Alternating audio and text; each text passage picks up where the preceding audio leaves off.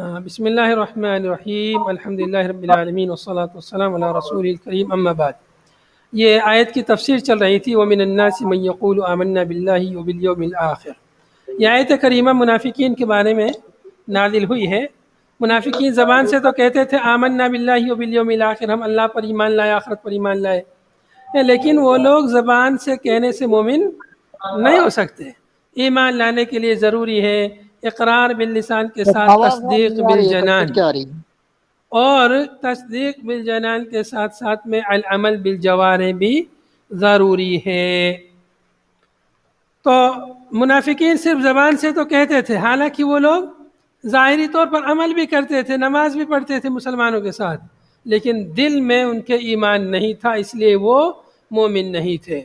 تو مومن ہونے کے لیے ضروری ہے اقرار باللسان، تصدیق بالجنان، عمل بالجوارح، زبان سے اقرار کرنا، دل سے تصدیق کرنا، اعضاء و جوارح سے عمل کرنا اس کے تقاضوں پر، کلمے کے تقاضوں پر، لا الہ الا اللہ محمد رسول اللہ کے جو تقاضے ہیں ان تقاضوں پر عمل کرنا۔ تقاضے کیا ہیں؟ کہ جس کا اللہ اس کے رسول نے حکم دیا ہے اس پر عمل کرنا، جس سے منع کیا ہے اس سے رک جانا۔ یہاں پر وما ہم بمؤمنین رؤی فیہ معنی من، اس میں من کے معنی کی رعایت کی گئی ہے، چونکہ ہم یہ ضمیر جمع کی ہے، اور من یقول یہاں پر یہ من مفرد کا صیغہ ہے، اور یقول بھی مفرد کا صیغہ آیا اسی لیے۔ تو من میں چونکہ جمع کا معنی پایا جاتا ہے لیکن لفظ یہ مفرد ہے، تو مؤلف کہہ رہے ہیں کہ رؤی فیہ معنی من کے معنی کی رعایت کرتے ہوئے ضمیر جمع کی آئی ہے، اور وفی ضمیر یقول لفظھا، اور یقول کو مفرد کیوں لائے ہیں؟ اس لیے کہ من کے لفظ کی رعایت کی گئی ہے اس میں۔ تو گویا دو چیزیں ہیں، ایک تو لفظ من، ایک معنی من۔ کیا ہے؟ ایک تو من کا معنی ہے، ایک من کا لفظ ہے۔ تو یقول مفرد کیوں آیا ہے؟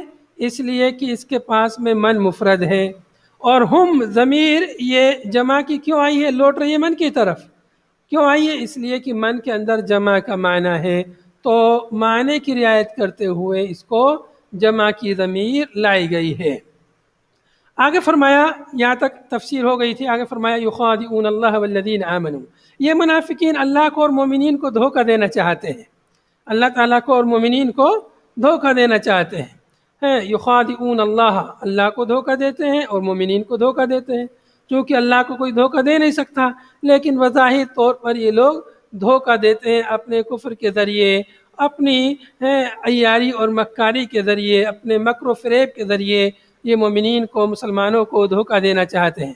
لیکن اللہ تعالیٰ اللہ کے اپنے نبی محمد صلی اللہ علیہ وسلم کو وحی کے ذریعے اطلاع دے دیتا کہ فلاں آدمی منافق ہے، فلاں فلاں فلاں یہ منافق ہے۔ تو اللہ کے نبی صلی اللہ علیہ وسلم کو معلوم تھا یہ منافق ہے، لیکن وہ لوگ پھر بھی آ کے اللہ کے نبی صلی اللہ علیہ وسلم کے پاس آ کے قسم کھا کھا کے کہتے تھے قالوا نشہد انک لرسول اللہ، کہتے ہیں ہم گواہی دیتے ہیں کہ آپ اللہ کے رسول ہیں۔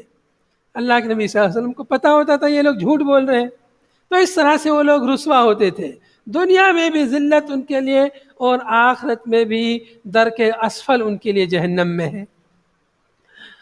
یخادعون اللہ والذین آمنوا، کیسے دھوکہ دیتے ہیں؟ بإظہار خلاف ما ابطنوه من الکفر، اس کے برخلاف ظاہر کر کے جس کو وہ چھپاتے ہیں کفر میں سے، من بیانیہ ہے، جس کو چھپاتے، کس کو چھپاتے؟ کفر کو، اپنے باطن میں، اپنے بطن میں، اپنے پیٹ میں، اپنے اندر وہ لوگ جس چیز کو چھپاتے ہیں وہ کیا ہے؟ وہ کفر ہے۔ تو اندر کچھ چھپاتے ہیں اور اس کے برخلاف ظاہر کرتے ہیں، کفر کے برخلاف کیا ہے؟ ایمان ہے، تو اپنے زبان کے ذریعے ایمان ظاہر کرتے ہیں اور دل میں کفر چھپائے ہوتے ہیں، یہی نفاق ہے۔ نفاق ہوتا کیا ہے؟ نفاق اسی کو کہتے ہیں کہ آدمی زبان سے کچھ کہے، دل میں کچھ رکھے، ظاہر کچھ کرے، چھپا کے کچھ رکھے، یہی نفاق ہے۔ اور اسی لیے جو آواز صاف نہیں آ رہی ہے۔ بل ہوتا ہے، جو چوہے کا جو بل ہوتا ہے وہ کیا کرتا ہے؟ آر پار وہ سوراخ کر لیتا ہے، یہاں سے بھی دروازہ رہتا ہے اس کا، ادھر سے بھی دروازہ رہتا ہے۔ تو جیسے کوئی ادھر سے حملہ کرتا ہے سانپ وغیرہ، تو چوہا دوسرے دروازے سے نکل کر بھاگ جاتا ہے اور اس کو جو ہے دھوکہ دے کے وہ نکل جاتا ہے۔ ایسے ہی یہ منافقین ہیں، ادھر مومنین کے پاس بھی آتے ہیں اور ادھر کفار کے پاس بھی جاتے ہیں، کفار کے پاس جاتے ہیں تو وہاں کہتے ہیں کہ ہم تو تمہارے ساتھ ہیں، وہ ویسے ہی ہم ان کے پاس چلے جاتے ہیں ان کو خوش کرنے کے لیے، اور مومنین کے پاس آتے ہیں تو مومنین سے کہتے ہیں کہ ہم تو تمہارے ساتھ ہیں، ہم تو مومن ہیں، ہم تو مسلمان ہیں۔ تو اس طرح سے یہ لوگ اس کے برخلاف ظاہر کرتے جو ان کے دلوں میں ہوتا تھا۔ کیوں کرتے تھے ایسا یہ لوگ؟ لِيَدْفَعُوا عَنْهُمْ أَحْكَامَهُ الدُّنْيَوِيَّةَ، تاکہ اپنے اوپر سے دنیاوی احکام کو دفع کر سکے، ختم کر سکے۔ دنیاوی احکام یعنی دنیاوی احکام مطلب یہ کہ اگر یہ لوگ مسلمان نہیں ہوتے ہیں، کافر رہتے ہیں، تو مسلمان ان سے جہاد کریں گے اور ان سے یا جزیہ ان پہ لاگو کریں گے، تو تاکہ جزیے سے بچ جائیں، قید سے بچ جائیں، قتال سے بچ جائیں، یا اور جو احکامات جو بھی لاگو ہوتے ہیں تاکہ ان سے بچ جائیں اور ہمیں امن و امان مل جائے، سکون مل جائے، جو مسلمانوں کو جو حقوق اور رعایت ملتی ہیں وہ رعایت اور حقوق ہمیں بھی مل جائے کلمہ پڑھ لینے سے۔ تو اس لیے وہ لوگ ایسا کرتے تھے۔ اللہ تعالیٰ نے فرمایا وَمَا يُخَادِعُونَ إِلَّا أَنفُسَهُمْ وَمَا يَخْدَعُونَ، یا وَمَا يُخَادِعُونَ دو قرأتیں اس میں، یہاں پر آپ دیکھیں گے مصحف میں یہاں پر ہے وَمَا يَخْدَعُونَ، دیکھ رہے ہیں ادھر وَمَا يَخْدَعُونَ إِلَّا أَنفُسَهُمْ، اور یہاں پر مؤلف نے پہلے چونکہ یخادعون کی تفسیر کی ہے اور بعد میں یخدعون کی قرأت کا تذکرہ کیا ہے، اس لیے یہاں پر تفسیر میں یخادعون کو ذکر کیا گیا ہے، لکھا گیا ہے۔ وَمَا يُخَادِعُونَ إِلَّا أَنفُسَهُمْ، اور وہ لوگ دھوکہ نہیں دیتے ہیں مگر اپنے آپ کو۔ کیوں اپنے آپ کو دھوکہ دیتے ہیں وہ لوگ؟ کیسے دیتے ہیں اپنے آپ کو دھوکہ؟ لِأَنَّ وَبَالَ خِدَائِهِمْ، اس لیے کہ ان کے خداع، ان کے دھوکے کا وبال، مصیبت راجع الیہم، انہی کی طرف لوٹنے والی ہے۔ وہ لوگ جو دھوکہ دے رہے ہیں اس کے نتیجے میں جو مصیبت اور پریشانی آئے گی کس کے اوپر آئے گی؟ منافقین کے اوپر، خود منافقین کے اوپر آئے گی۔ کیسے آئے گی منافقین پر؟ فَيَفْتَضِحُونَ فِي الدُّنْيَا بِاتِّلَاءِ اللَّهِ نَبِيَّهُ عَلَى مَا أَبْطَنُوا، دنیا میں وہ لوگ رسوا ہوں گے۔ کیسے رسوا ہوں گے؟ اللہ تعالیٰ اپنے نبی صلی اللہ علیہ وسلم کو مطلع فرما دے گا اس پر جس کو وہ لوگ چھپا رہے ہیں۔ منافقین جو دل میں چھپا رہے تھے، اللہ تعالیٰ نے نبی صلی اللہ علیہ وسلم کو مطلع کر دیا، خبردار کر دیا کہ فلاں فلاں آدمی منافق ہے، تو وہ لوگ جو چھپا رہے تھے چھپ نہیں سکا وہ بھی، تو وہ اس طرح سے رسوا ہوئے دنیا میں وہ لوگ۔ اللہ کے نبی صلی اللہ علیہ وسلم سے بہت سارے مسلمانوں کی نگاہوں میں بھی وہ لوگ یعنی منافق ٹھہرے، جس چیز کو چھپا رہے تھے اس کو چھپا نہیں سکے، اور آخرت میں تو ان کے لیے سخت سزا ہے، وَيُعَاقَبُونَ فِي الْآخِرَةِ، اور آخرت میں ان کو سزا دی جائے گی، عقاب دیا جائے گا۔ تو اس طرح سے وہ لوگ جو کچھ بھی یہ کر رہے تھے اپنے اس چال بازی کے ذریعے، وہ دراصل اپنے آپ کو دھوکہ دے رہے تھے۔ مسلمانوں کو، مومنین کو، اللہ تعالیٰ کو، نبی صلی اللہ علیہ وسلم کو دھوکہ نہیں دے رہے تھے، وہ دراصل حقیقت میں اپنے آپ کو دھوکہ دے رہے ہیں۔ وما یشعرون، حالانکہ انہیں اس کا شعور نہیں ہے، ابھی انہیں پتہ نہیں چل رہا ہے، ابھی انہیں شعور نہیں ہے، آخرت میں انہیں پتہ چل جائے گا۔ وما یشعرون یعنی وما یعلمون ان خداعهم لانفسهم، وہ لوگ جانتے نہیں ہیں کہ ان کا خداع، ان کا دھوکہ انہی کے لیے ہے، انہیں ابھی پتہ نہیں ہے ان کا دھوکہ انہی کے لیے ہے۔ والمخادعۃ ہنا، اب یہاں پر مؤلف کہہ رہے ہیں کہ یہ جو یفتضحون، رسوا، فضاحت، رسوائی، یفتضحون فی الدنیا، وہ لوگ رسوا ہوتے ہیں دنیا میں، ذلیل ہوتے ہیں دنیا میں۔ کیسے ذلیل ہوتے ہیں؟ بھائی آپ کسی چیز کو چھپا رہے ہیں اور وہ چیز ظاہر ہو جائے لوگوں کے سامنے تو اس میں رسوائی ہے نا۔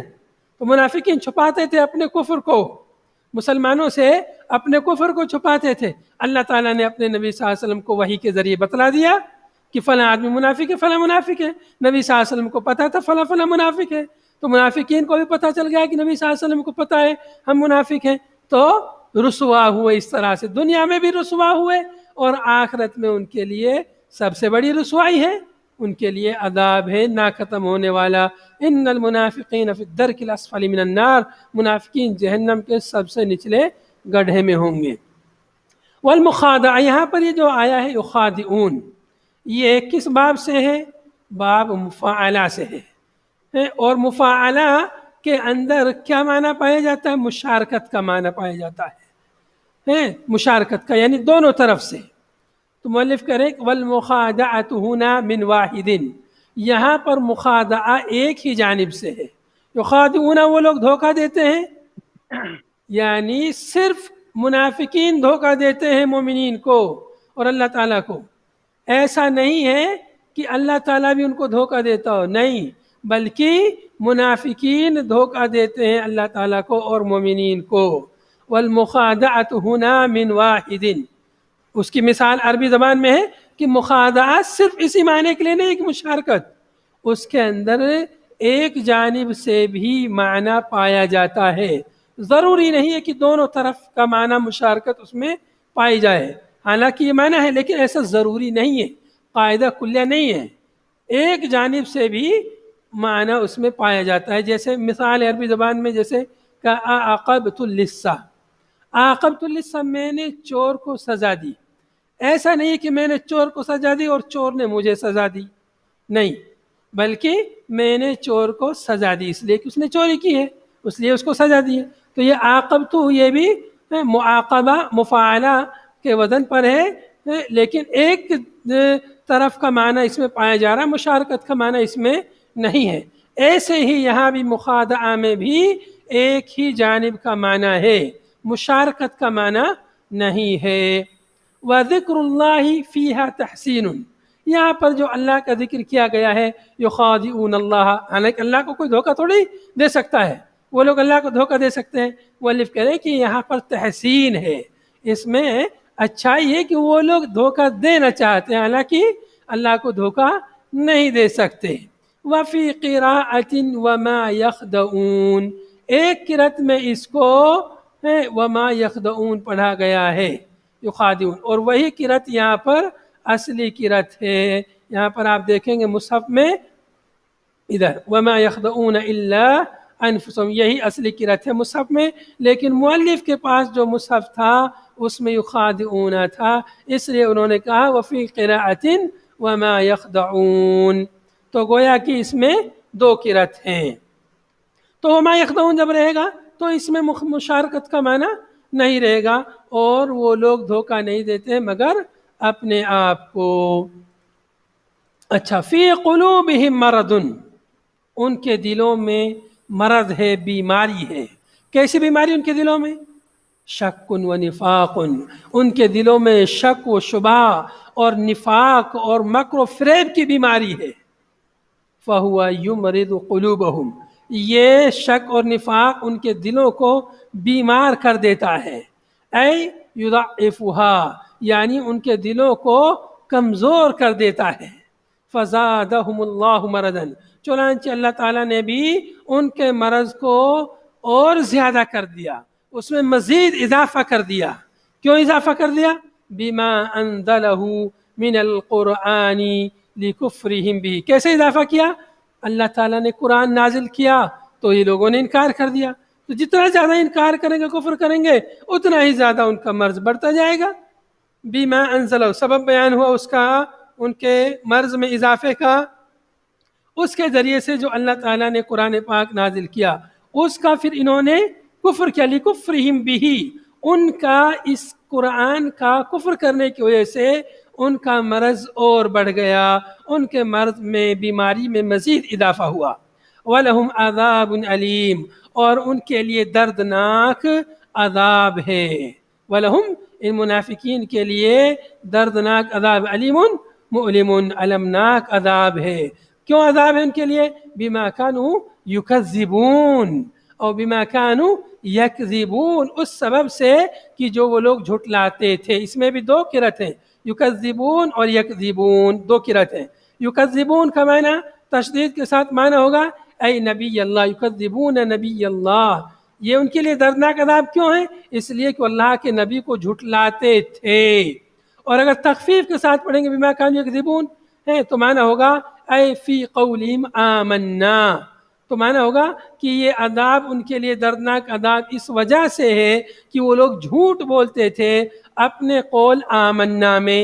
ان لوگوں نے کہا نا آمنا باللہ و بالیوم الآخر، تو اپنے اس قول میں وہ لوگ جھوٹے تھے، جھوٹ کی وجہ سے ان کے لیے دردناک عذاب ہے۔ یہاں پر جھوٹ کی بھی مذمت معلوم ہوئی کہ جھوٹ یہ منافقین کی صفت ہے، جھوٹ بولنے والوں کے لیے دردناک عذاب ہے۔ تو یہاں پر دونوں قرأتوں کے الگ الگ معنی ہیں اور دو قرأتوں سے الگ الگ معنی مستفاد ہو رہا ہے۔ یکذبون جب کہیں گے تو مطلب دوسروں کو جھٹلا رہے ہیں، دوسروں کو جھوٹا کہہ رہے ہیں، اللہ کے نبی صلی اللہ علیہ وسلم کو کہہ رہے ہیں کہ جھوٹے ہیں، خود جھوٹے ہیں لیکن نبی صلی اللہ علیہ وسلم کو جھوٹے کہہ رہے ہیں کہ اللہ کے سچے نبی نہیں ہیں، اور یا یہ کہ وہ لوگ خود اپنی بات میں جھوٹے ہیں، آمنا باللہ و بالیوم الآخر۔ دونوں ہی معنی درست ہے اور دونوں ہی معنی سے مزید فائدہ معلوم ہو رہا ہے دونوں قرأتوں سے۔ تو اس طرح سے منافقین کے بارے میں ان آیتوں میں مختصر بیان ہوا، آگے انشاءاللہ اگلے درس میں مکمل کریں گے۔ ھذا وصلی اللہ وسلم علی نبینا محمد وعلی آلہ وصحبہ اجمعین، سبحانک اللہم وبحمدک، نشہد ان لا الہ الا انت، نستغفرک ونتوب الیک، والسلام علیکم ورحمۃ اللہ وبرکاتہ۔